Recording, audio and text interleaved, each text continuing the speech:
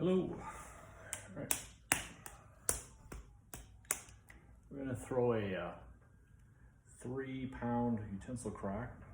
Put a pad down here, basically on the center of the wheel so that you don't create an S crack. That was way off.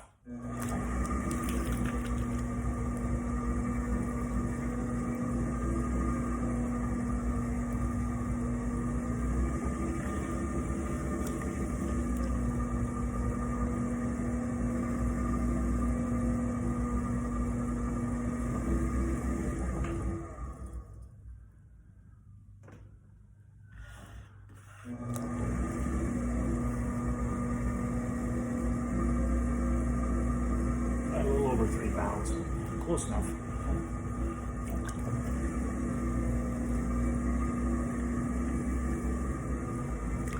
So when I worked back at Red Wing Pottery back in the 90s, I used to make a ton of these 3-pound utensil crocks.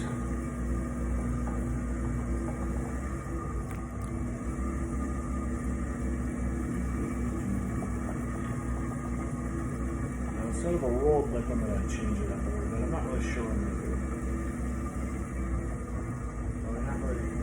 If you're not used to making thousands of pots, you're not going to know exactly how deep your bottom is. So you take a needle tool, take your finger next to it. That gives you the depth right there. About 1/4 inch, maybe a little more. Good enough.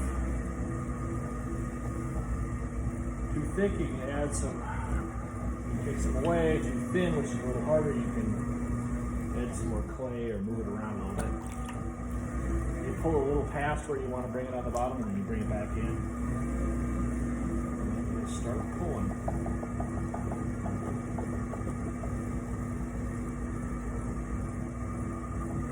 The old Red Wing Stoneware where I worked a few years, basically you would a couple ways you can make a roll rim.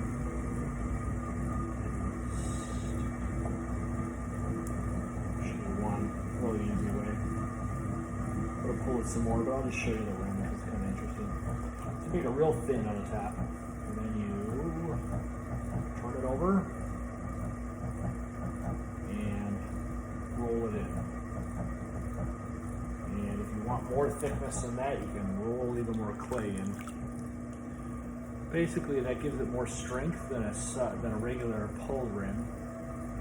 That double thickness of clay will give it a little bit of strength. All right, so this is kind of interesting shape. I don't really know what I'm going for. I'm just kind of moving around right now. I know roughly what I want. I want a utensil crock, so it's gonna be pretty tall. Put lots of spoons and whatnot in it. Now obviously there's going to be some shrinkage, so I want it about this width at the end. So I'll probably widen it up a little bit here. Ledge at the bottom.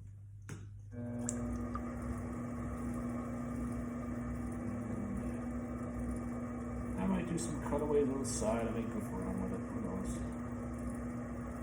Depends on how I want to decorate it. I've been doing a lot of cutouts. Dragonfly shapes, stuff like that, which is kind of fun and things that you're not going to be drinking. It's not going to be drinking ware.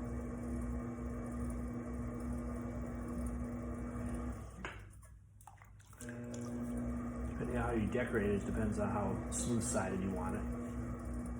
I like to leave thread ridges that just leave a little honesty as far as how it was made.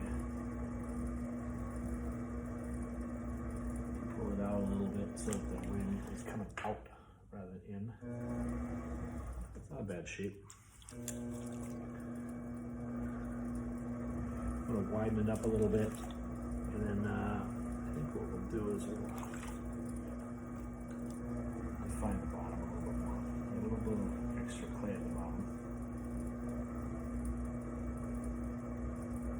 But I just pull the whole shape out, and then of course will drop the height a little bit, but whatever.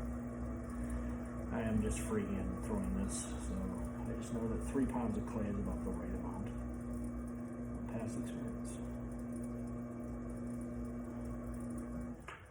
There you go. So pretty straight. Looking good. So I'm going to do some cutouts on the side. I don't want to goof around too much or straighten out the side like that. And lastly, we'll do a little bit of undercut. Save a little trim later on.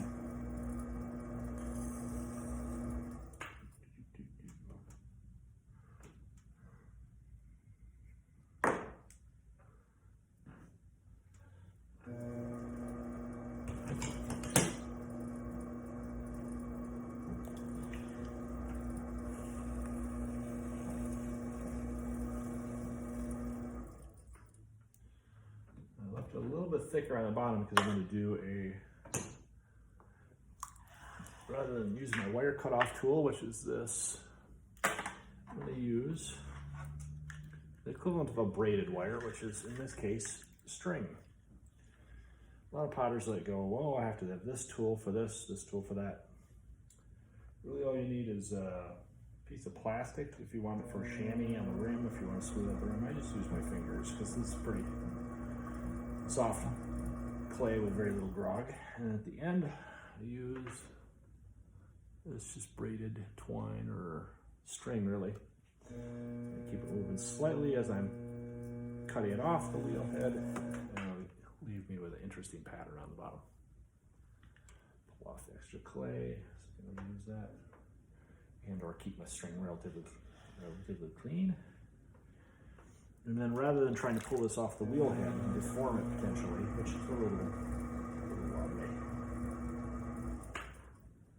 There's some ridges on that. Let's see here, let's do something fun.